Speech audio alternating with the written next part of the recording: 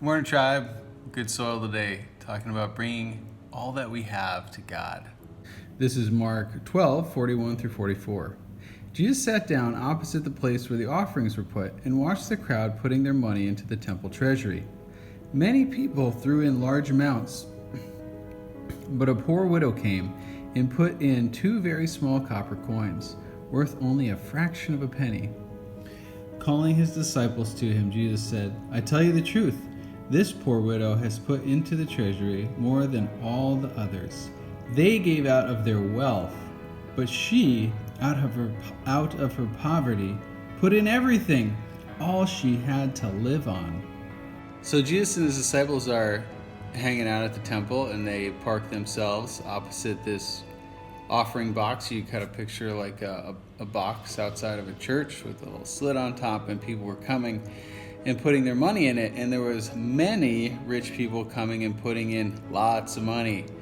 And so they're just observing this. And then when a poor widow woman comes and she puts in these 2 little coins, here's 2 copper-like coins, and then the Bible says they were worth a fraction of a penny. Jesus suddenly stops and he calls his disciples to himself.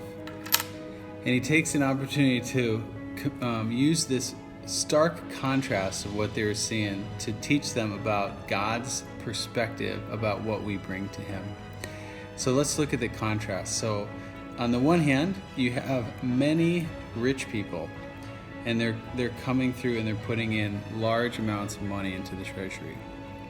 And then in contrast, you have one poor widow.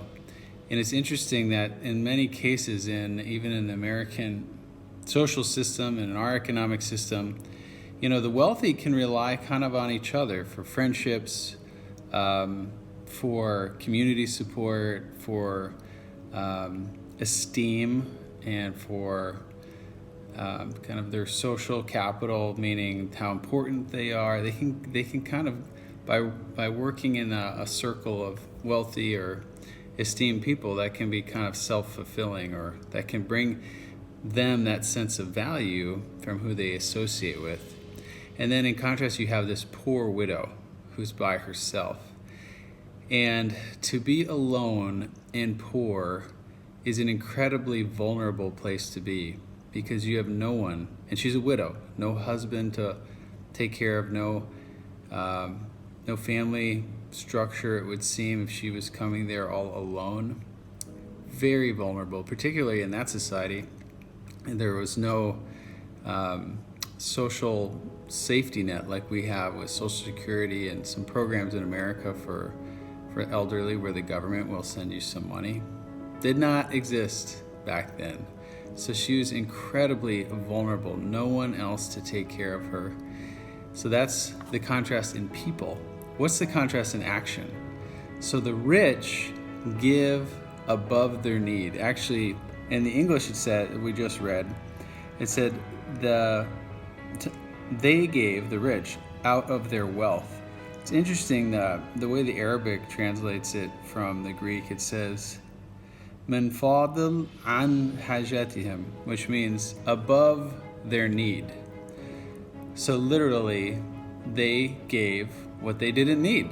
They took care of their needs, and then they gave the extra, which the God accepted. But it's interesting, we'll see in a second how it compares. So they gave above their need, what they didn't need. She, in contrast, gave out of her poverty, put in everything, all that she had, all this vulnerable woman had to live on. Just incredible. Absolutely incredible. So when Jesus compares the two, he says, I tell you the truth, this poor widow has put more into the treasury than all the others, all the rich that had just come through. So in God's economy, the amount that they gave was actually not what he valued in terms of what was of worth. She gave more, even with those 2 small copper coins, because she gave out of her, she gave her very need. She gave what she needed to the Lord. And in doing so, she put her complete trust and faith in him to meet her needs, because if he wouldn't, she would die. Her only alternative at that point would be to starve to death. That's how severe her level of giving was to the Lord, and her level of trust in him was. What a rousing and stirring call to us. When we think about giving of ourselves, giving of our time, giving of our energy, giving of our talents, the things we think about, how we prioritize our days. When we think about, are we just giving God our leftovers? I mean, I think in many cases we probably are, me included.